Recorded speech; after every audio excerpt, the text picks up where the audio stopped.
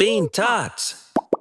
Pada zaman dahulu, Maharaja Jack mendapat satu idea yang hebat. Beta mahu mencipta sebuah kalender istimewa. Beta akan menganjurkan satu perlumbaan. Siapa yang tiba dahulu akan menjadi sebahagian daripada zodiak. Hanya 12 ekor haiwan terawal akan dipilih. Semua haiwan datang, termasuk kucing dan tikus yang merupakan sahabat baik. Mari kita cuba sebaik mungkin esok ya.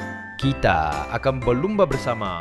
Malam sebelum perlumbaan, kucing mula mengantuk. Saya mahu tidur awal. Tolong kejutkan saya nanti ya. Jangan risau, saya janji. Tetapi keesokan paginya, tikus tidak mengindahkan kucing. Sebaliknya, dia berjinjik keluar dan melompat ke atas belakang lembu. Terima kasih, lembu. Sama-sama. Mari kita menangi perlumbaan ini. Beberapa langkah sebelum garisan penamat, tikus melompat ke bawah dan menjadi haiwan zodiak yang pertama.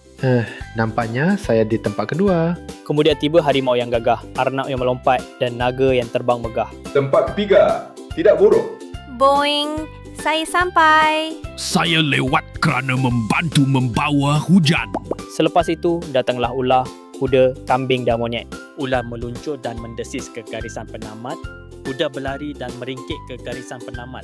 Kambing berlari dan mengembik ke garisan penamat. Monyet melompat dan mendarat ke garisan penamat. Ayam jantan terbang berentasi sungai. Anjing memercik sambil bermain air dan babi yang mengantuk tiba paling akhir. Ayam jantan mengepakkan sayapnya. Anjing berlari dengan lidah terjelir.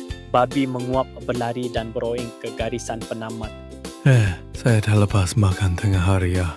Ke-12 ekor haiwan inilah yang menjadi haiwan zodiak Cina. Akhirnya, kucing pun terjaga, tetapi sudah terlambat. Apa?